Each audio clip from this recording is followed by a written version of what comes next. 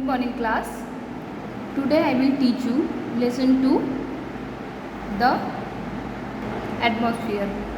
हमने इसकी previous lesson में देखा था कि जो लेयर ऑफ एटमॉस्फेयर है कितने हैं, 5 टाइप्स के हैं. ठीक है, हमने उन सब के बारे में डिस्कस कर लिया था.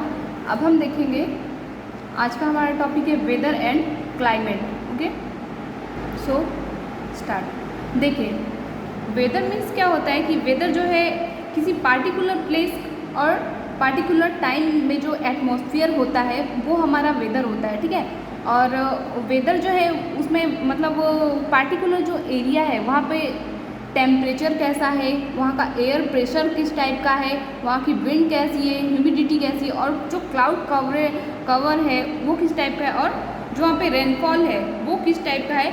ये सभी चीज़ें क्या करती हैं, किसी पार्टिकुलर प्लेस जो है उसके वेदर को डिफाइन करता है. ठीक है, एक पार्टिकुलर जो प्लेस है उसका वेदर किस टाइप का होगा उसकी इन्फॉर्मेशन हमें बहुत सारे तरीक़ों से मिल सकती है.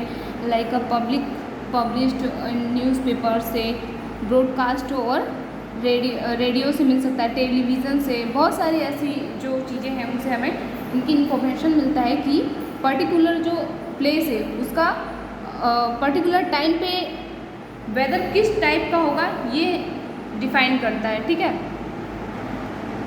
किसी पर्टिकुलर प्लेस पे किस टाइप का वेदर होगा ये हमारे लिए जानना बहुत ज़्यादा हेल्पफुल है. ठीक है, इसलिए हेल्पफुल है क्योंकि ये हमें वार्न करता है कि जो स्टॉर्म है और हैवी रेन वगैरह है उससे बचने के लिए हमें पहले से इन्फॉर्म करता है. ठीक है, इसलिए हमें जो वेदर है उसके इन्फॉर्मेशन पहले से होना बहुत ज़्यादा ज़रूरी है. और अगर हमें पहले से पता होगा कि वेदर कैसा है तो हम क्या करेंगे, उसके लिए अपने आप को बिल्कुल सतर्क रखेंगे और सारे प्रिकॉशंस यूज़ करेंगे. ठीक है, आगे हम देखेंगे क्लाइमेट. देखिए, क्लाइमेट क्या है, किसी भी प्लेस का जो एवरेज वेदर है, मतलब कि जो हमेशा से चलता आता है वो क्या है, किसी प्लेस के लिए वो उसका क्लाइमेट हो जाएगा. ठीक है, जो बहुत टाइम तक वैसे का वैसे ही बना रहता है और जो वेदर है वो चेंज होता रहता है ना. अब इसके आगे हम पढ़ेंगे कि जो वेदर और जो क्लाइमेट है उसमें कुछ एलिमेंट्स ऐसे हैं जो क्या है डिटरमाइंड है, उनके बारे में हम अब आगे पढ़ेंगे. नेक्स्ट हमारा टॉपिक है एयर टेम्परेचर. एयर टेम्परेचर जो है वो हमारे वेदर और क्लाइमेट के लिए बहुत ज़्यादा इम्पॉर्टेंट है. ठीक है, हम देखेंगे जो सन है वो क्या है, वो हमारे अर्थ पे एक मेन सोर्स है हीट और लाइट के लिए. ठीक है, जो सन है वो क्या करता है कि मतलब वो ह्यूज अमाउंट में एनर्जी जो है वो ऑल डायरेक्शंस में प्रोवाइड कराता है. बट जो अर्थ है वो क्या करता है, बहुत स्मॉल फ्रैक्शन में जो वो एनर्जी है उसे रिसीव करता है. ठीक है, और जो ये सोलर एनर्जी रिसीव की जाती है अर्थ के थ्रू वो उसे क्या कहते हैं, इनकमिंग सोलर रेडिएशन. और जो ये रेडिएशंस हैं जो कि क्या करता है, जो अर्थ है वो रिसीव करता है, ये सबसे पहले कहाँ जाते हैं, एटमॉस्फेयर में जाते हैं और उसके पहले जो अर्थ सरफेस है उस पर फिर ये जाते हैं. ठीक है, वहाँ एब्जॉर्ब कर लिए जाते हैं. अर्थ जो एनर्जी है, जो सोलर एनर्जी है वो जो रिसीव करता है उसमें क्या होता है, अर्थ सरफेस जो अर्थ का सरफेस है वो क्या करता है, उसे एब्जॉर्ब कर लेता है, जिससे कि जो एटमॉस्फेयर है वो उतना ज़्यादा हीट नहीं हो पाता है. जो अर्थ सरफेस है वो क्या करता है, हीट को एब्जॉर्ब कर लेता है और धीरे धीरे क्या करता है, इसके रेडिएशंस जब निकलते हैं तो इससे जो एटमॉस्फेयर है, जो हमारे अराउंड में एटमॉस्फेयर है वो क्या होता है, धीरे धीरे हीट होता है. ठीक है, रेडिएशन के थ्रू, है ना. और जो हमारा ये एटमॉस्फेयर है वो कितना मतलब ज़्यादा हीट होता है उसे मेज़र करने के लिए हमारे पास क्या है, एक स्पेशल थर्मामीटर है जो मेज़रमेंट करता है. ठीक है, और वो क्या है कि टेम्परेचर मेज़र करने के लिए हम सेल्सियस स्केल का सहारा लेते हैं. जो हमारे टेम्परेचर मेज़र करने के लिए हमने जो स्केल बनाया है वो सेल्सियस है और इसे जो है इन्वेंट किया था एंडर्स सेल्सियस ने. इसी के नाम पर ये जो स्केल है इसका नाम रखा गया है और इसे सेंटीग्रेड स्केल भी कहते हैं. और इसको रिटन वे में इस तरीके डिग्री सेल्सियस में लिखा जाता है. ठीक है, जो ये सेल्सियस स्केल है इसमें जो वाटर का फ्रीजिंग पॉइंट बताया गया वो 0 डिग्री सेल्सियस और फिर जो वाटर है उसका बॉइलिंग पॉइंट है जो 100 डिग्री सेल्सियस इसमें मेज़र कर सकते हैं। जो एटमॉस्फेयर है वो क्या होता है, धीरे धीरे वार्म होता है। क्यों? क्योंकि जो अर्थ सरफेस है वो जो उसने एनर्जी को क्या किया था, अपने में एब्जॉर्ब कर लिया था और फिर धीरे धीरे क्या करता है वो रिड्यूस करता जाता है। तो उसी के थ्रू क्या होता है, जो हमारे अराउंड में जो एटमॉस्फेयर है वो क्या होता है, धीरे धीरे हीट होता जाता है। ठीक है, और जो ये हीटिंग है वो क्या है, हमारे लिए बहुत ज़्यादा इंपॉर्टेंट कॉन्सिक्वेंस है। ठीक है, फिर आगे हम एग्जाम्पल के थ्रू समझेंगे। जो अर्थ सरफेस के पास जो वार्म एयर है वो क्या होगा, धीरे धीरे ऊपर की तरफ एक्सपांड होगा। इसलिए क्योंकि वो क्या होगा, बिल्कुल हल्का हो जाएगा, इसलिए क्या होगा, ऊपर की तरफ एक्सपांड होगा और ऊपर जाने पर धीरे धीरे क्या होगा, वो कूल होता जाएगा। ठीक है, और फिर क्या होगा, जैसे जैसे ऊपर जाएगा एयर वो क्या होगा, कूल होता जाएगा। और फिर क्या होगा, जो कूल एयर है वो क्या होता है, हैवी हो जाता है। और फिर क्या होगा, धीरे धीरे वो नीचे आने लगेगा। जो कूल एयर है वो क्या होगा, नीचे की तरफ आएगा और जो वार्म एयर है उसको रिप्लेस करेगा। और इसी तरीके से ये साइकिल मूवमेंट जो है वो चलता रहेगा और अर्थ का जो सरफेस है वो हीट नहीं होगा बहुत ज़्यादा। ठीक है, नेक्स्ट हमारा टॉपिक है वेरियस इन टेम्परेचर।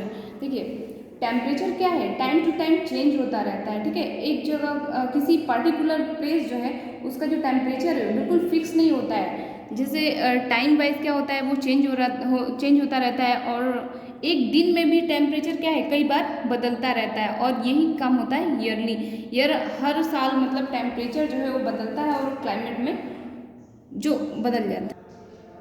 और इसके आगे हम देखेंगे किसी पर्टिकुलर प्लेस का जो मैक्सिमम टाइम है और जो मिनिमम टेम्परेचर है, ठीक है, उसको हमें रिकॉर्ड करके और फिर क्या करेंगे, एक एवरेज जो हमारा टेम्परेचर होगा उस टाइम या फिर उस डे का वो हम निकाल सकते हैं। इट मीन्स हम एग्जांपल से समझेंगे कि अगर किसी पर्टिकुलर प्लेस जो है उसका सबसे मैक्सिमम जो टेम्परेचर है वो 36 डिग्री सेल्सियस जाता है और जो मिनिमम टेम्परेचर है वो 24 डिग्री सेल्सियस जाता है। तो हम इसे क्या करेंगे, दोनों का सम करके और 2 से डिवाइड कर देंगे तो हमें जो रिजल्ट मिलेगा 30 डिग्री सेल्सियस। ये क्या होगा, पर्टिकुलर इस डे का क्या होगा, एवरेज टेम्परेचर होगा। ठीक है, और इसी तरीके से हम क्या करेंगे, मेजरमेंट के थ्रू हम मंथली और ईयरली जो मैक्सिमम और मिनिमम टेम्परेचर होगा और जो एवरेज टेम्परेचर होगा उसे निकाल सकते हैं।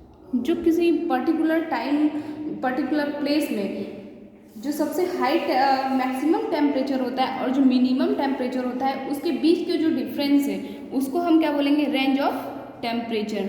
ठीक है, फॉर एग्जांपल हम समझेंगे, अगर किसी प्लेस का सिंगल डे का टेम्परेचर मैक्सिमम टेम्परेचर कितना है 36 है और जो मिनिमम टेम्परेचर है वो 24 है, तो हम क्या करेंगे, उसको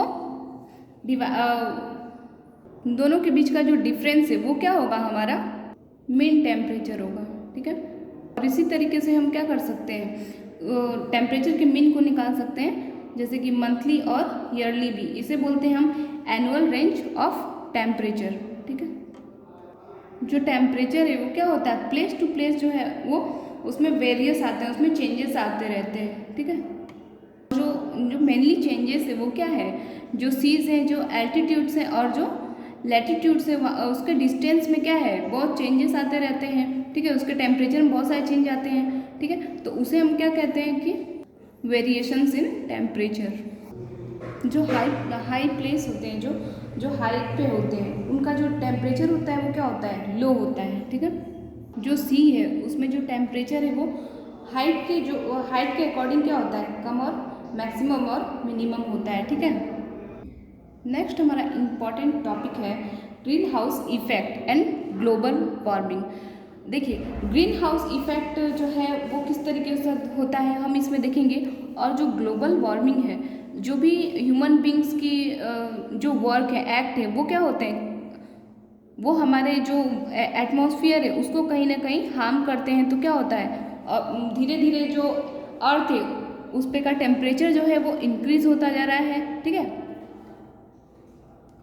हम जानते हैं ये चीज़ कि जो अर्थ सरफेस है उसको सोलर एनर्जी जो है उसको हीट करता है। हमने पहले देखा है कि जो अर्थ सरफेस है जो कि क्या करता है, ये सोलर एनर्जी जो है उसको एब्जॉर्ब कर लेता है और फिर जो इसके रेडिएशंस है वो क्या करते हैं, धीरे धीरे राइज होते हैं, ठीक है। इट मीन्स जो हल्के होते हैं वो क्या होते हैं, ऊपर जाते हैं और राइज होकर धीरे धीरे फिर ठंडे होकर फिर नीचे आते हैं। बट ऐसा भी होता है कि जो रेडिएशन से, जो वार्म रेडिएशन से वो क्या होता है, जैसे गर्म रहते हैं वैसे ही क्या होते हैं, फिर से रिफ्लेक्ट होके और अर्थ पे वापस आ जाते हैं। क्यों? क्योंकि क्या है, हमारा जो एटमॉस्फेयर है उसमें कार्बन डाइऑक्साइड भी प्रेजेंट है। और फिर रिजल्ट ये है कि क्या होता है, धीरे धीरे जो टेम्परेचर है वो क्या होता है, इंक्रीज होता जाता है। और जो ये इफेक्ट है वो क्या होता है, सिमिलर है हमारे, और क्या करता है, ग्रीन हाउस को हीट करता जाता है। और फिर इसे ही क्या कहते हैं, ग्रीन हाउस इफेक्ट कहते हैं। देखिए, अगर ये टेम्परेचर का जो डिफरेंस है वो नहीं होता तो क्या होता कि जो अर्थ है वो क्या होता, बहुत ज़्यादा कूल हो जाता और इस पर क्या होता, हम सर्वाइव नहीं कर पाते, ठीक है। इसीलिए जो ये टेम्परेचर का डिफरेंस है वो हमारे लिए बहुत ज़्यादा ज़रूरी है। और देखिए, आप ये जानते होंगे कि जो प्लांट्स होते हैं वो क्या करते हैं, कार्बन डाइऑक्साइड को एब्जॉर्ब करते हैं और ऑक्सीजन रिलीज करते हैं, ठीक है। और इस प्रोसेस को हम क्या बोलते हैं, फोटोसिंथेसिस बोलते हैं, ठीक है। और हम देखते हैं कि जिस तरीके से पॉपुलेशन इंक्रीज होती जा रही है, ठीक है, डे टू डे इंक्रीज होती जा रही है पॉपुलेशन, और क्या कर रहे हैं हम अपने रहने के लिए क्या कर रहे हैं, जो ट्रीज़ हैं उनको कट कर रहे हैं, वुड्स का ज़्यादा से ज़्यादा यूज़ कर रहे हैं, और फिर क्या कर रहे हैं, हम फॉरेस्ट जो है उनको ख़त्म करके उस लैंड पे हम बिल्डिंग वगैरह एग्रीकल्चर बना रहे हैं। क्योंकि क्या है, पॉपुलेशन है तो उनको यूज़ करने के लिए उनके नीड के अकॉर्डिंग क्या है, हमें प्लेस जो है लैंड की ज़रूरत पड़ेगी, तो हम उसको अपने अकॉर्डिंग यूज़ करते जा रहे हैं। और अगर प्लांट्स नहीं होंगे तो क्या होगा, जो कार्बन डाइऑक्साइड है वो हमारे एटमॉस्फेयर में बहुत ज़्यादा तेज़ी से इंक्रीज होगा, और फिर क्या होगा, जो हमारा एटमॉस्फेयर है वो वार्म होता चला जाएगा, और जो ये वार्म होता चल जाएगा उसी को हम क्या बोलेंगे, ग्रीन हाउस इफेक्ट बोलेंगे। और जो फैक्ट्रीज हैं और वाइसिकल इन सब में क्या होता है, कार्बन डाइऑक्साइड बहुत ज़्यादा ह्यूज अमाउंट में निकलता है, ठीक है। इसका मतलब ये है कि हम क्या कर रहे हैं, एक वर्ड में अगर समझें तो हम क्या कर रहे हैं कि हम जो कार्बन डाइऑक्साइड है उसको अपने एटमॉस्फेयर में इंक्रीज वो होता जा रहा है, ठीक है। लेकिन जो ट्रीज है वो क्या हो रहे हैं, उनके नंबर्स कम होते जा रहे हैं। इसका मतलब जो है कि कार्बन डाइऑक्साइड तेजी से बढ़ता जा रहा है, ठीक है।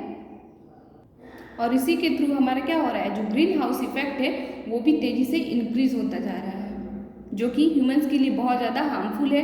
ह्यूमंस के लिए नहीं, सभी के लिए हार्मफुल है।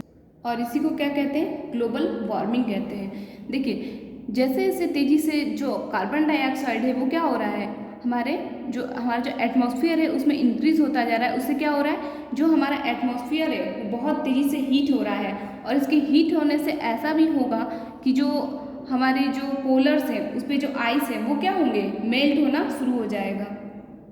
और जैसे जैसे जो है वो जो आइस है वो क्या होगा, मेल्ट होता जाएगा, जो पोलर आइस है वो क्या होगा, मेल्ट होता जाएगा। तो क्या होगा, जो सीज है उनके जो वाटर लेवल्स है वो क्या होंगे, तेज़ी से इंक्रीज होंगे, है ना। और जो सीज के आसपास जो कंट्रीज हैं, लैंड्स हैं, वो क्या होंगे, उसके अंदर उसमें बहुत ज़्यादा पानी भर जाएगा, और फिर क्या हो जाएगा, फ्लूइड आ जाएगा। नेक्स्ट हमारा टॉपिक है atmospheric pressure and wind. It means जो एटमॉस्फेयर में जो हमारे जो एयर है वो भी क्या करता है, प्रेशर बनाता है, ठीक है। देखिए, जो एयर है उसमें भी क्या होता है, वेट होता है, ठीक है। लेकिन जो लिटिल अमाउंट में जो एयर होगा उसमें वो क्या होगा, लाइट होगा। और अगर हम देखें ऑल ओवर अर्थ पे जो एयर होगा वो क्या होगा, मतलब उसका जो वेट है वो क्या होगा, ह्यूज होगा बहुत ज़्यादा। जो एयर का ये ह्यूज वेट है वो क्या करता है, जो अर्थ सरफेस है उसको नीचे की तरफ पुश करता है, ठीक है। लेकिन क्या है कि ये बहुत एक लार्ज एरिया पे क्या है, स्प्रेड फैला हुआ है। इसीलिए क्या है, जो ह्यूज अमाउंट में जो एयर का वेट है वो क्या करता है, वो अर्थ के सरफेस पे क्या करता है, को पुश करता है नीचे की तरफ। बट अगर एक यूनिट एरिया में क्या करता है, ये पुश करता है, तो उससे क्या होता है, जो अर्थ का सरफेस है वो उसे स्प्रेड कर देता है, ठीक है। और इसे ही हम कहते हैं एटमॉस्फेरिक प्रेशर। जो ये हमारा एटमॉस्फेरिक प्रेशर है उसे हम किस में मेज़र करते हैं, बैरोमीटर में। ये मेज़रमेंट है, ठीक है, मेज़रमेंट स्केल है हमारा। जो बैरोमीटर मेजरमेंट है हमारा, इसके लिए वो क्या है, बहुत ही सिंपल है और उसमें जो है मरकरी फिल रहता है उसके ग्लास में, ठीक है। ये ग्लास का एक ट्यूब होता है और इस पर क्या होता है, कैप लगा होता है। और जब एटमॉस्फेयर में जब प्रेशर ज़्यादा होगा तो ये जो ग्लास ट्यूब है उसमें जो मरकरी है वो क्या होगा, कैप की तरफ ऊपर की ओर आने लगेगा। जो एटमॉस्फेरिक हमारा प्रेशर है उसे हम मेज़र करेंगे height of the mercury column के बेसिस पे। एट सी लेवल एटमॉस्फेरिक प्रेशर जो है 1 kg पर स्क्वायर सेंटीमीटर है। तो जो हमारा बैरोमीटर जो स्केल है उसमें क्या होगा, जो मरकरी होगा वो 760 mm हाइट तक जाएगा, ठीक है। ये इसका क्या है, मेजरमेंट। जो हमारा अर्थ सरफेस है उसका जो एटमॉस्फेरिक प्रेशर है वो क्या है, वहाँ पे एटमॉस्फेयर बहुत ज़्यादा घना है, ठीक है। जब हाइट जो है इंक्रीज होती जाती है तो जो टेम्परेचर है हमारा वो क्या होता है, रिड्यूस होता जाता है। जो हमारे टेम्परेचर मेज़र करने का जो मेज़रमेंट है वो क्या है, बहुत ज़्यादा ईजियर है उसे हैंडल करना, ठीक है। उसे समझना बहुत आसान है। नेक्स्ट हमारा टॉपिक है परमानेंट प्रेशर बेल्ट्स। जो एयर का प्रेशर है, ठीक है, वो क्या होता है, टेम्परेचर के अकॉर्डिंग चेंज होता रहता है। जब एयर क्या होगा, जब हीट होगा तो क्या होगा, एक्सपांड होगा और वो क्या होगा, उसकी जो डेंसिटी होगी वो लेस होगी, ठीक है। और जो हॉट एयर है वो क्या होता है, हाइट पे जाता है, ठीक है। इट मीन्स हल्का होने के कारण वो क्या जाता है, ऊपर की तरफ उठता रहता है, ठीक है। और उसका जो प्रेशर है वो भी क्या होता है, बहुत कम होता है। और अगर हम देखें कूल एयर की तो उसकी जो डेंसिटी होती है वो क्या होती है, बहुत ज़्यादा होती है और जो वो होता है बहुत हैवी होता है, ठीक है। और जो एयर है वो क्या होता है, सिंक्ड होता है और वो नीचे की तरफ आता है और उसमें जो प्रेशर होता है वो बहुत ज़्यादा होता है। जैसा कि हम देखेंगे हमारा जो इक्वेटर रीजन है, इक्वेटर के आसपास का जो एरिया है उसमें क्या है, स्पेशली किस एरिया की हम बात कर रहे हैं, 5 डिग्री नॉर्थ और 5 डिग्री साउथ लैटिट्यूड्स की, ठीक है। जो यहाँ पे हॉट एयर है वो क्या है, वो रिप्लेस होता रहता है, ठीक है। इसलिए यहाँ पे जो टेम्परेचर यहाँ का जो टेम्परेचर है वो क्या रहता है, हमेशा लो रहता है। और जो ये रीजन है वहाँ पे जो हमारा एटमॉस्फेरिक प्रेशर है वो भी क्या हो रहता है, हमेशा लो ही रहता है। और जितना ये हमारा एरिया कवर होता है इसे हम इक्वेटरल लो प्रेशर बेल्ट कहते हैं, ठीक है। और जो हमारे ये पोल्स है, नॉर्थ एंड साउथ पोल्स हैं, पोल के जो रीजन्स है वहाँ पे क्या होता है, हमेशा जो एयर है, जो वहाँ पे कोल्ड एयर है वो क्या होता है, हमेशा उससे दूर रहता है। इसीलिए जो यहाँ का एटमॉस्फेरिक प्रेशर है वो हमेशा क्या होता है, हाई होता है, ठीक है। और फिर वहाँ पे क्या होता है, जो एरिया है उसे हम क्या बोलते हैं, पोलर हाई प्रेशर बेल्ट, ठीक है। क्योंकि यहाँ पे जो प्रेशर है वो क्या रहता है, हमेशा हाई रहता है। जो हॉट एयर है वो क्या होता है, जो हमारा इक्वेटर बेल्ट है उससे ऊपर की तरफ मूव करता है, ठीक है, पोल्स की तरफ, जो हमारे पोल्स है उसकी तरफ मूव करता है। और जैसे जैसे ये जो एयर है वो ऊपर की तरफ उठता जाता है तो जैसे कि लैटिट्यूड अराउंड में ये क्या है, 30 डिग्री नॉर्थ में और 30 डिग्री साउथ में ये क्या होता जाता है, धीरे धीरे कूल होता जाता है। और कूल होने के साथ साथ हैवी होगा और फिर क्या होता है, सिंक्ड होता है, सिकुड़ता जाता है, ठीक है। और फिर ये क्या करता है, जो बेल्ट्स हैं उनमें क्या करता है, फिर हाई प्रेशर क्रिएट करता है और हम इसे क्या कहते हैं, सब ट्रॉपिकल हाई प्रेशर बेल्ट्स कहते हैं, ठीक है। और ये जो दोनों अलग अलग रीजन है, एरियाज हैं, कौन, इक्वेटर के ऊपर 30 और इक्वेटर के नीचे 30 डिग्री साउथ में, वो क्या है कि जो पोलर के पास है वो क्या होती है, कूल हो जाती है और जो इक्वेटर के पास होती है वो वार्म ही रहती है। और ये जो दोनों एयर्स हैं वो क्या होते हैं, वो 60 डिग्री लैटिट्यूड पे दोनों आपस में मिलते हैं। क्या होता है, कोलैब होता है तो उससे क्या होता है, बहुत ज़्यादा ये वार्म हो जाता है और फिर क्या होता है, धीरे धीरे ऊपर की तरफ उठने लगता है। और ये वार्म होता है इसीलिए क्या होता है, इसका प्रेशर जो होता है वो लो होता है और इसे हम कहते हैं सब पोलर लो प्रेशर बेल्ट्स, ठीक है। इस रीजन में जो हमारी ये हमने क्या कहा था कि परमानेंट प्रेशर बेल्ट्स, ये क्या होते हैं कि पूरे ईयर तक, मतलब पूरे 1 साल तक इनका जो पोजीशन है वो क्या रहता है, बिल्कुल सेम रहता है, ठीक है। इसीलिए हम इसे कहते हैं परमानेंट प्रेशर बेल्ट्स। और जब सन जो होता है नॉर्दर्न हेमिस्फीयर में होता है तो ये हल्का स्लाइड करते हैं नॉर्दर्न हेमिस्फीयर की तरफ, और जब सन जो होता है जो साउदर्न हेमिस्फीयर में होता है तो ये भी हल्का सा साउथ हेमिस्फीयर में स्लाइड कर जाते हैं। Thank you students. Next video में हम विंड के बारे में पढ़ेंगे, ठीक है। Have a nice day.